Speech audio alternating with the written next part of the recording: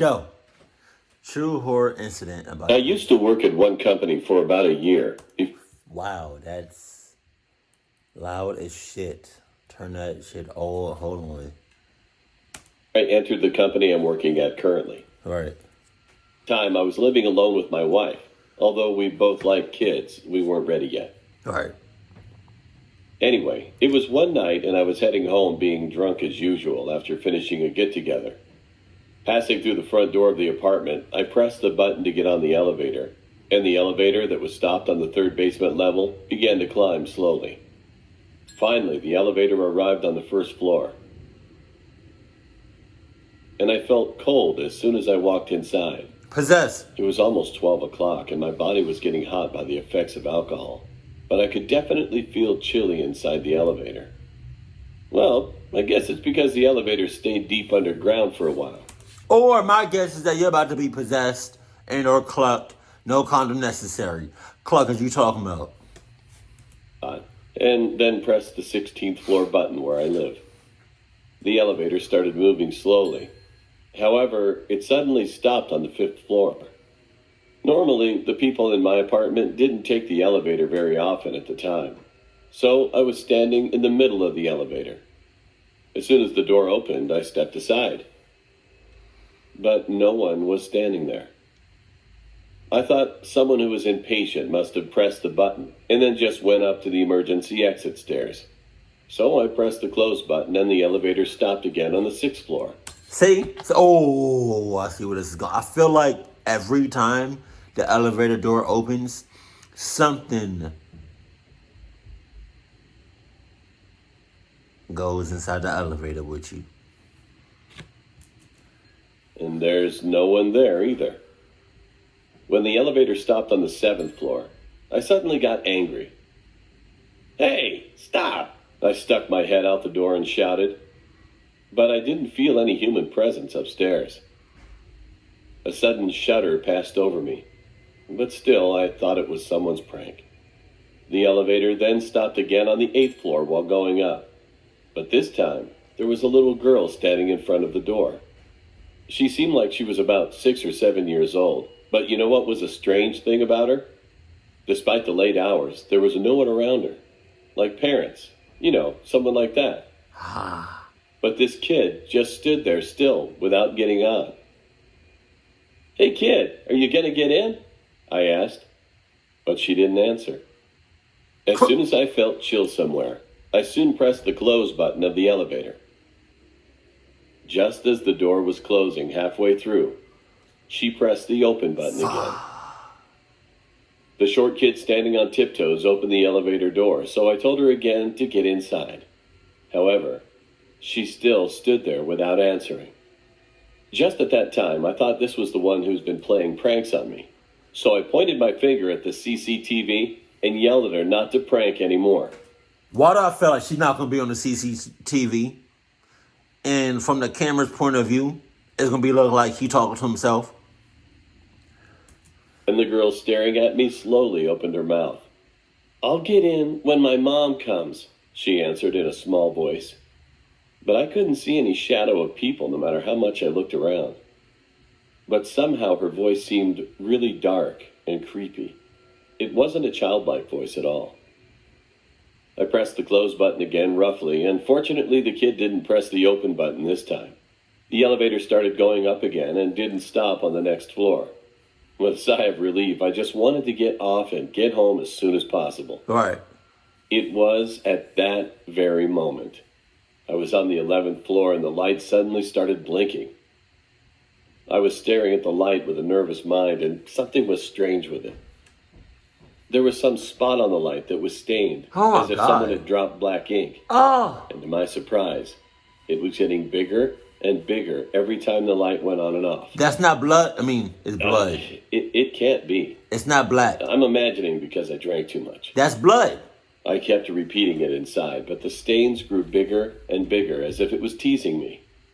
Although I was sweating on my back, it was still chilly inside the elevator. Hell no. And the moment I looked at the light, and then looked straight front this time, I couldn't help but doubt my eyes.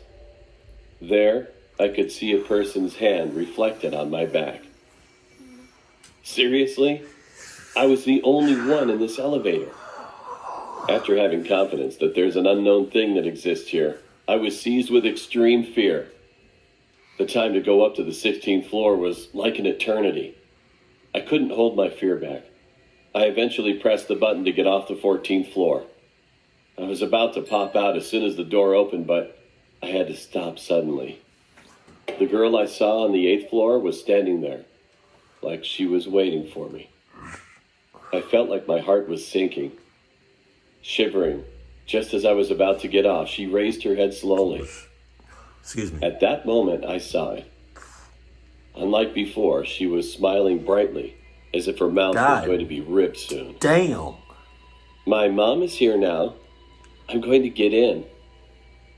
Mom. Okay, you get in, I get out. That's how that shit works. What are you talking about? I'm sure the elevator was empty from the basement floor. Besides, not even a small rat was to be seen, let alone a human while I was inside. Then, who is it? I was strained to the limit, and my legs were trembling. I almost pushed the child and ran out of the elevator to the emergency stairs. For some reason, I was afraid that I'd never see my wife again if I stayed here. I was going up the stairs frantically. Just then, the sensor at the emergency exit started turning on much faster than my speed. It's like someone was already going up. I was about to go insane. When I finally reached the 16th floor, I flung the emergency door open and rushed out of. I turned. I tried to run toward my house, and then someone was standing in front of the house. Wow. The woman with incredibly long hair and the girl I saw at the elevator. They were there. How the heck did they know my house? I didn't know what was going on right now, but only one thing came to my mind for a moment. I must not go back home now. I barely managed to turn back and carefully twisted the emergency door again. And at that moment, my sweaty hand just slipped and the door clanked in the quiet hallway. Oh my God. The moment I looked into the hallway with a desire to cry, I suddenly heard a sound from the end of the hall. It was the sound of a woman's shoes and baby shoes. I pushed the emergency exit door.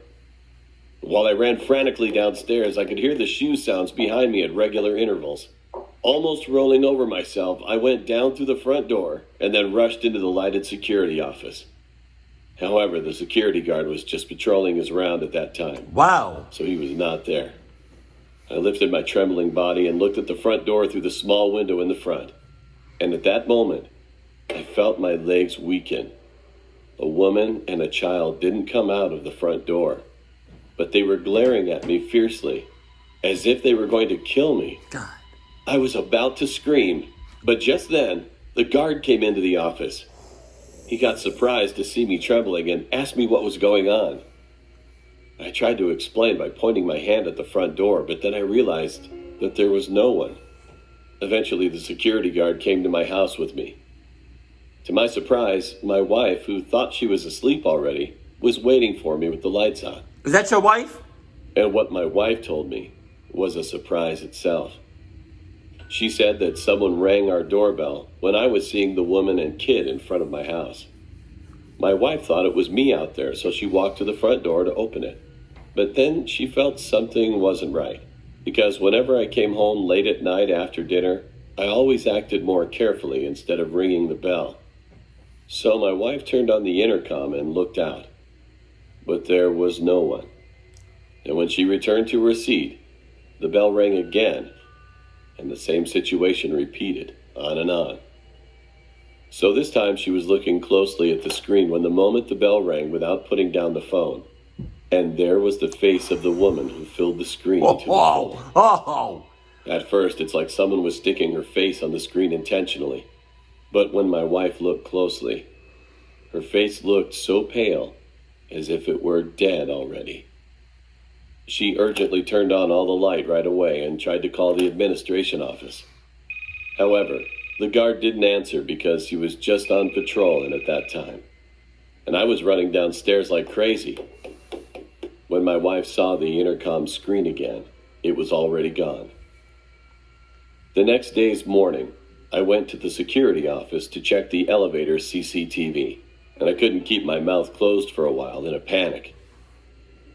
On CCTV, I could see that I was waiting for the elevator on the first floor. Yeah. I stepped inside.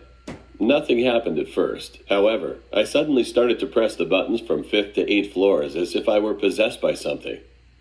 There was literally no one on the 7th floor. But I screamed into the air, and when the door opened on the 8th floor, I murmured something and then pressed the door's button to open. I pointed at the CCTV and said something, and then finally pressed the close button. Furthermore, I was gazing on the elevator lights for a while. Then I suddenly pressed the button on the 14th floor and ran out. So that means I was doing something really weird by myself. The CCTV on the front door also captured only me. No one came out. The guard laughed at me and my wife, saying that we saw imaginary things. Yeah. Yeah, you think this shit funny. Let's see if it's funny when it's happening to you bitch ass. Clark, I hate people like that. I hate people like that. Like, if I was the security guard and the guy told me what he experienced or what, like, he told me what happened, but then on camera, the mom or the kid is not on camera, I would have still believed you. I wouldn't be laughing in your face.